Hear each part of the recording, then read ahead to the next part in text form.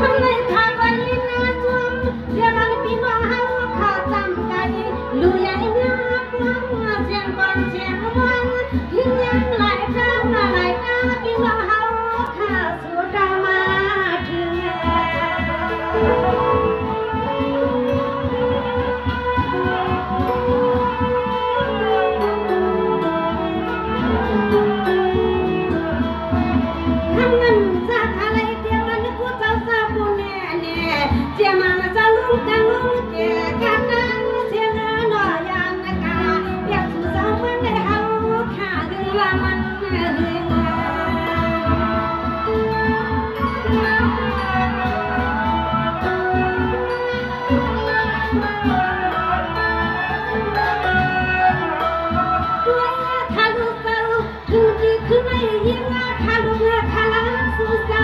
คืออะไรแบบเขาไปอาจารย์จะให้กูตั้งและกูคุณกูนาเปลี่ยนไปติดคำในเปลี่ยนนะพ่อ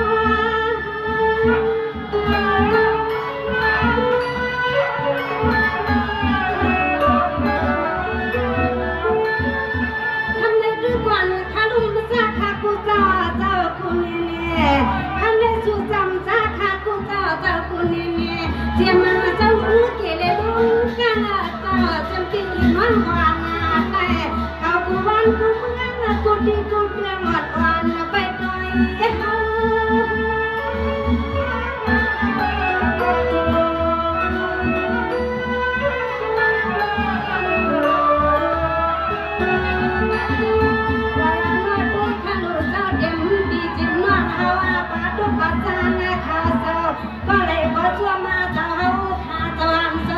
ยจะด่าหน้าปล่อยวันไหลก็ช่วงจะเฮาจะสุกายจะด่าหน้าปล่อยแค่ซอยทนยันนาอันนอนปินดูเลยภาษาสู่เจ้ามันในมันแก่ตาเขานาหันพี่น้องรักเมืองมาทุ่งเมืองมาโดนคุยองเขาทันขึ้นในประจันเขามันขยา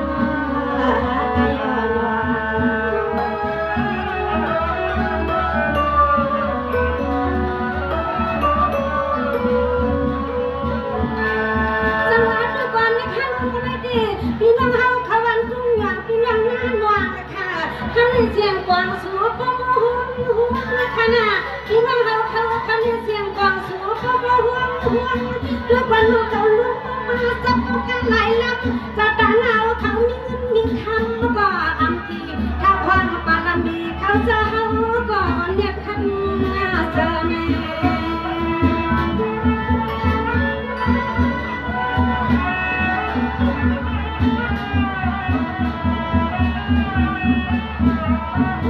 รถด้วยคารูเจ้า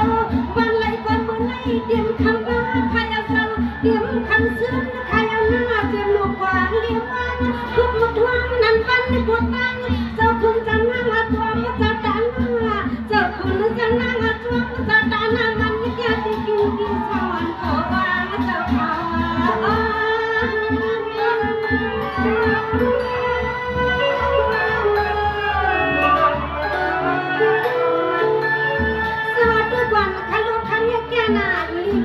ก็เดียบเล็กแค่ผู้ชายว่าทอเจ้าสุดลงเจ้าหางเมืองว่าเจ้าหนอจงว่าเพราะว่าอุ่นใหญ่มันไม่ขับทวนเจ้าข้ามก็อามาเทียนด้วยกว่านาคาลูปีเมื่อเขาว่าอามาเทียนคำนั้นจู่เจ้าหัวขาดขาอย่าปิดอย่าวางเธ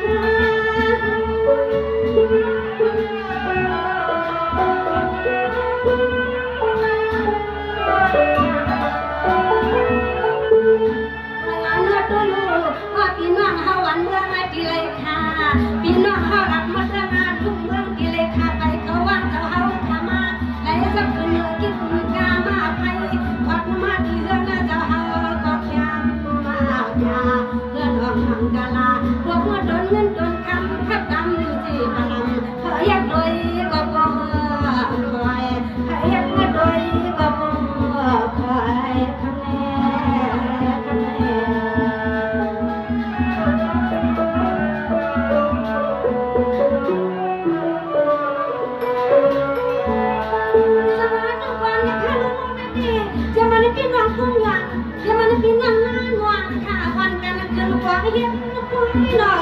เดี๋ยวสู่เจ้าอันกันคืนกวางเฮ็ดนาไว้ด้วยวันคาลูคันอ่อนกันมาจับมุกกาหลายคันอ่อสู่เจ้าค่ะก็จังว่าอันกันหยุดเปลี่ยนชายวางตั้งเพียรทวงเฮือนคำเจ้าจุญญาเจ้าตาหนักเจ้าความฟังอำลาหน้าอันยุคคงบ่มีอึบกันดีเนาะ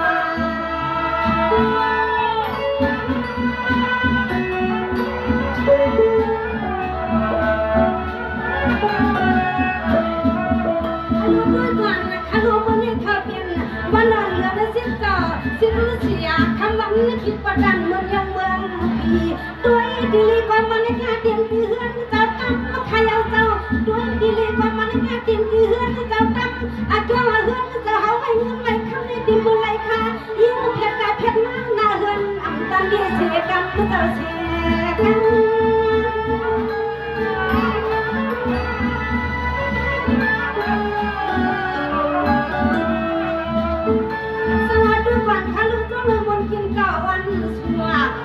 เจ้าสุวรรณเจ้าข้าเจ้าตาหน้าวัดนายองปีอีกน้องเอากูผ่านกับไก่กูนี่เชื่อมันเกิดเหตุทุกข์ทางหน้าเหินในข้าพเจ้าทางวันตอนขึ้นในสู่ยุคสู่การจำเหือสู่หางก็ยัง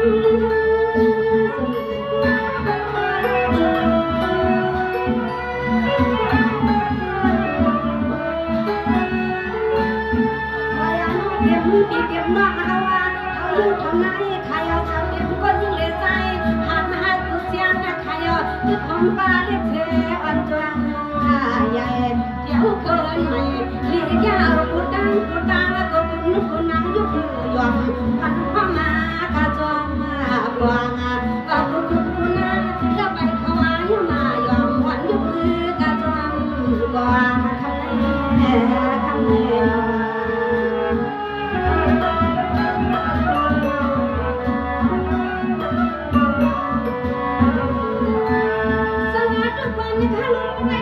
จะมันเป็นดวงกุ้งหลังเป็นดวงหน้าดวงเจ้าท่านในดวงสู่เจ้าเฮาจ้วงมาค่ะท่านในดวงสู่เจ้าเฮาจ้วงมาค่ะเจ้าเจ้าตาหน้าเจ้าเขากับพวงจ้วงพวงมาค่ะเตรียมคนเตรียมนั่งตกมาสับกำมีคนมีหลายคนยังได้มาสู่มาขายวันกันเฮ็ดป่วยขนาดถ้าบ่ถือห่อไว้โลพี่น้องเฮากุ้งพายเจ็มพี่น้องกุ้งหลังเจ็มพี่น้องเฮาถือวันขายวันในดวงชมทางเจ็มพี่น้องบางสานพี่น้องโอ้ผู้ชีวันเลอเนาะคำใดเนาะ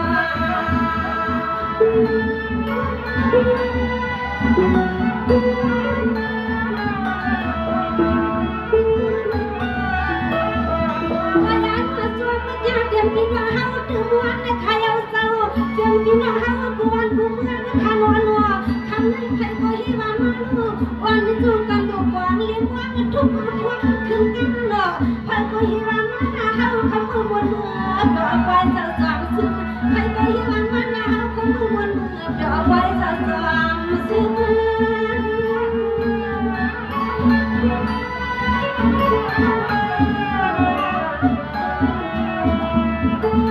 สวัสดีวันขันลูกขันในขึ้นหน้าอำตาเด็กค่ะเตรียมมันก็ว่าสิบมุขของอันลูกก็แก่หน้าแก่ขนาดที่ตั้งบางไว้ก็แก่จังหน้าที่ค่ะเตรียมคำมาคำซึ้งและสุดเจ้าพ่อขอมาอย่างไร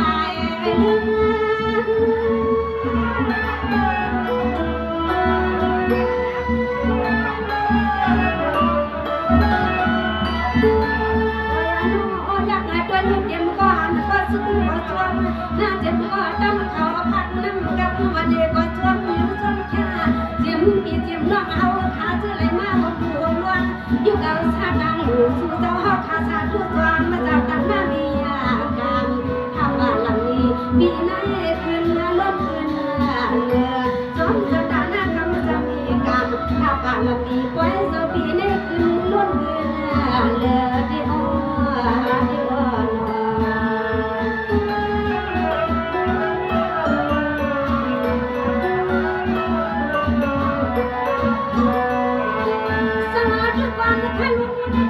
พี่น้องเฮาคำวันวันคำว่ายิ่งจ้วงอันเดียวจะตาหน้าเจ้าค่ะโซ่ใส่หันเมืองขายาเจ้าจะมันมีลูกค่ะพี่ลูกลายเย็นขายาวันกันที่หัวทุก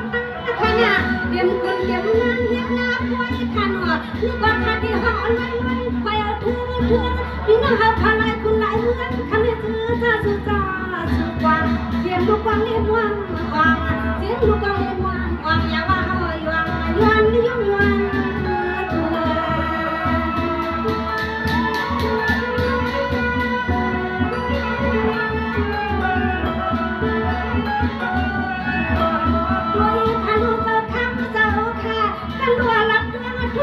จึงไปภาษาและคนศิลีมาเลยวันเพียงน้องห้าวขันมาเลยกันฟังกันน้ำมาคาเจ้าไปสัมปาหัวมีมาเจ้าฟังวันมามองกันบ่อยสักวันตุ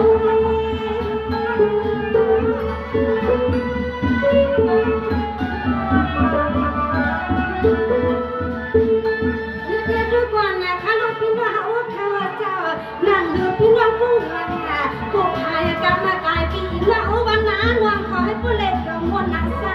ก็ขำลูกเอาที่นี่หลังเรียนคงทุ่งไรค่ะที่นอนลูกเหยียบมายาที่นอนยังควายอาฟังเด็กกองทัพจะเอายังสิลูกชายยังพี่นาพายหน่อยลูก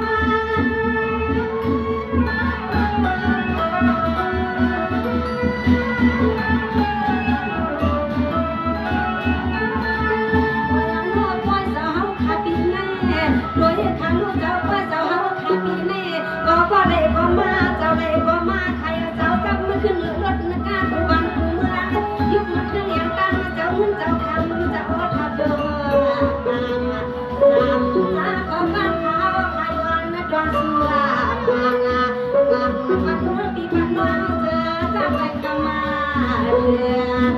อปันปีปันน้องเจอจังหวะไปกันก็พอในพ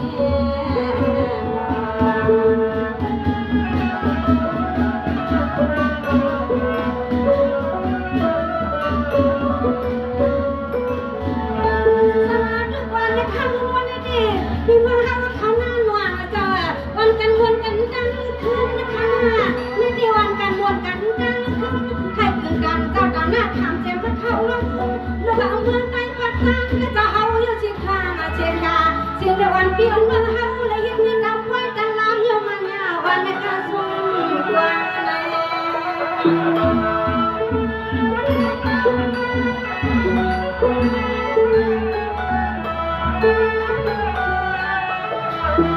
ในตีบนไม่เจ้าก็จวงมาท่วมนาหันปิดอีกน้องเฮากุตังก็ปมเท่ามียามวังก็เลยก็ไปเข้ามาแก่ลีทวนเจ้าเฮาทาว่างนอนตาขันลับมาแค่นอนอ่อนมายุ่งกันเฮียงเนี่ยทำไมปานาย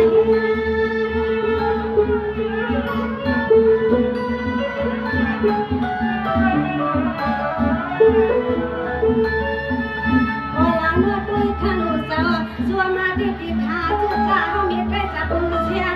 ออกมาหอดมาป่วยหอดลำก็จนยอมอามที่ค่อยก็เตือนลมยิ้มเล็บลมคำนะครับตั้มมาที่นื้อที่เฮือนมาจะมายิ่งขาชัวไม่ได้คำมาเจ้าตื่นกันเปลี่ยนบ้านก็ซื้อไปทุกวันเมืองเรือมาจึงชายาเย็นดังป่วยก็ขึ้นทนหนาตาเขาเลยมาตาเขาเลยมาฮันนอคันนี้คันนี้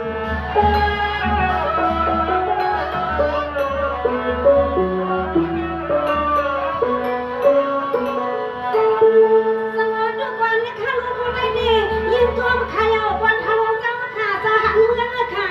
ในที่เจ้าขาเลือถึงขนาดลูกเอาเมืองขวัญเมืองใต้ฝันจังเพียรถึงดอกงามมาเฮ็ดยิ้มไว้ขันหัวยิ่งด้วยข้าลูกพี่น้องเฮาเขาก็เสียงกวางลังหอมสวยเสียงละป่วยพมูวันกันทุกช่วงมาที่เมืองจังหวะกำจับกำยิ่งข้าจวมมาเทียนเนี่ยนาหันเพียนวันนางขายหันโก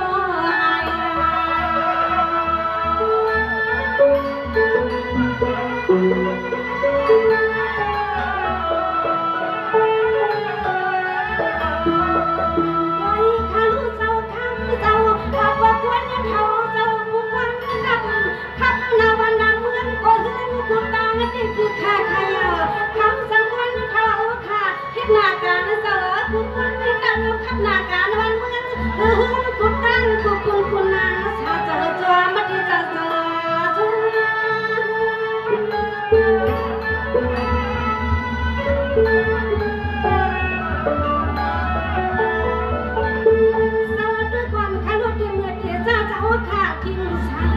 ก่อนไม่รับจะทำเกียรตินะเจ้าเกียรติขี้กูพายเจ้าไก่น้องกูที่ขยะเจ้าข้ามปล่อยหออยู่ที่เลยก็แกนแค่ดีค่ะยามคำคืนเจ้าไปร้องขอความมันเปจอยส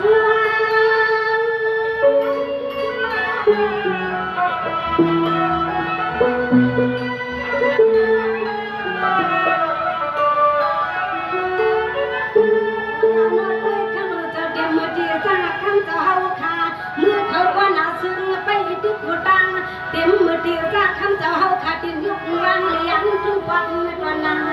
นี่แหลมตัวเมืองแม่สิ